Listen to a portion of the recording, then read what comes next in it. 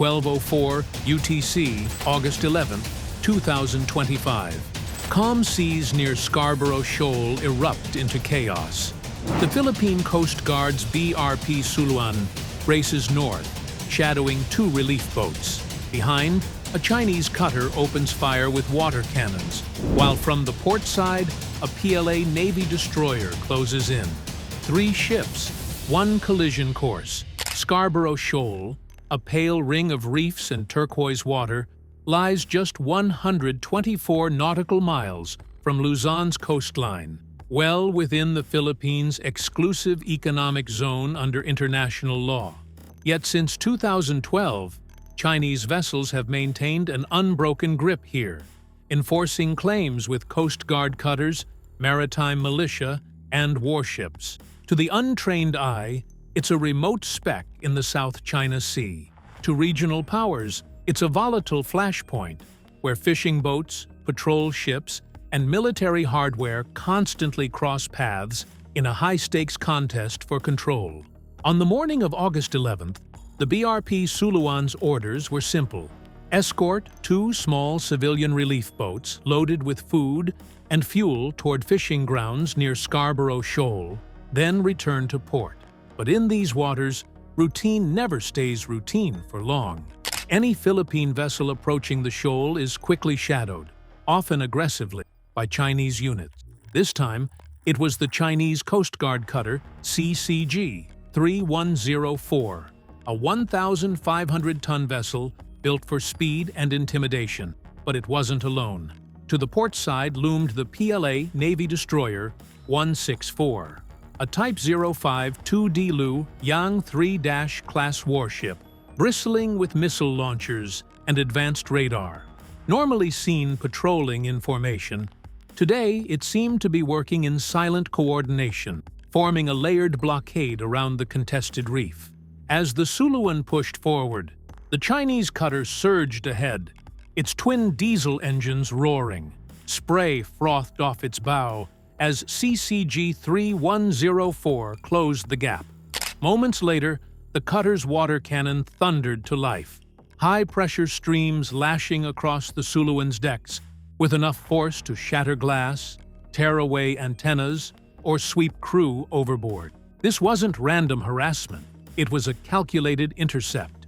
Instead of trailing from behind, the Chinese skipper swung wide to port, lining up to slice across the Suluan's bow, a textbook maneuver to force another ship off course.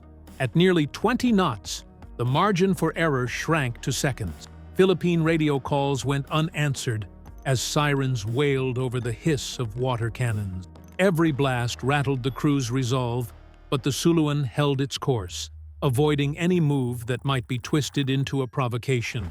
Through the curtain of spray, the dark mass of the PLA Navy destroyer loomed closer. The Chinese cutter's intercept path wasn't just crossing the Suluan's line, it was cutting directly into the destroyer's track. Focused on the chase, the cutter's captain either misjudged the distance or never saw the danger. By the time the destroyer's crew spotted the developing crisis and signaled, there was no space left to maneuver. The collision was brutal.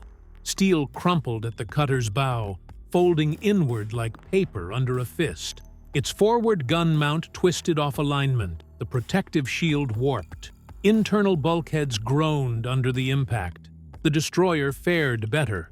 Long, jagged scrapes carved into her port plating, paint sheared away to reveal raw metal. The shock still reverberated through her hull, rattling fittings and knocking crew off balance. On the cutter's foredeck, sailors who'd been watching the pursuit vanished from view, thrown back by the sudden halt. In that instant, the hunter had struck its own shield, and the outcome was recorded not in gunfire, but in the deafening boom of friendly steel meeting steel. In the seconds after impact, chaos rippled across the water. The destroyer's horn blared, the cutter's engines fell silent, and both vessels drifted in the swell. From the BRP Suluan's bridge, Philippine officers immediately broadcast over VHF. Chinese vessel. We can provide medical assistance.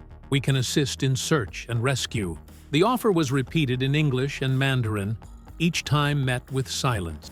the destroyer began a slow turn away, damage control teams moving along her port side to inspect the gouged plating.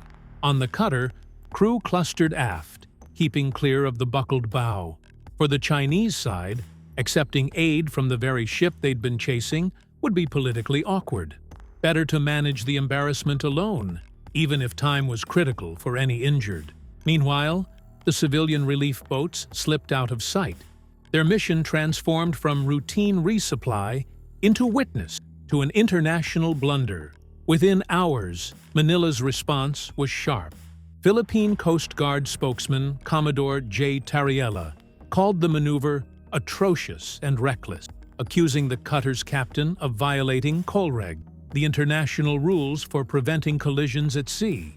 He stressed that the action endangered lives on all three ships and could have escalated into a broader crisis. Tariella confirmed that the Suluan's crew had offered assistance immediately after the collision and that China's refusal spoke volumes about its priorities. In Beijing, the narrative was entirely different. Chinese Coast Guard spokesman Gan Yu acknowledged a maritime encounter but made no mention of a collision. He described the operation as lawful enforcement within China's claimed waters, framing it as routine patrol activity. No images of the damaged cutter appeared in Chinese state media, and official channels quickly moved on without further comment. Scarborough Shoal is more than a disputed reef. It's a chess piece in one of the world's busiest and most contested waterways. The South China Sea carries over 60% of global maritime trade, valued at an estimated $3.4 trillion annually. Oil tankers, container ships, and bulk carriers pass through these lanes every day, making any disruption here a threat, not just to regional stability, but to the global economy. Militarily, the shoal sits within range of China's expanding network of fortified outposts, artificial islands equipped with runways, radar arrays, and missile batteries. If Scarborough were developed in the same way, Beijing's reach would extend even closer to the Philippine mainland, tightening control over a vast stretch of sea. Incidents like the August 11th collision fall squarely into what analysts call gray zone tactic, asserting dominance without firing a shot, water cannons instead of missiles, ramming instead of open combat. For Beijing, such actions project power while avoiding direct war. For Manila, every patrol here is a declaration of sovereignty under international law. And for the rest of the world, it's a reminder that a single miscalculation in these waters could ignite consequences far beyond the reef. The August 11th collision will be remembered not for gunfire, but for the rare sight of friendly steel colliding in contested waters.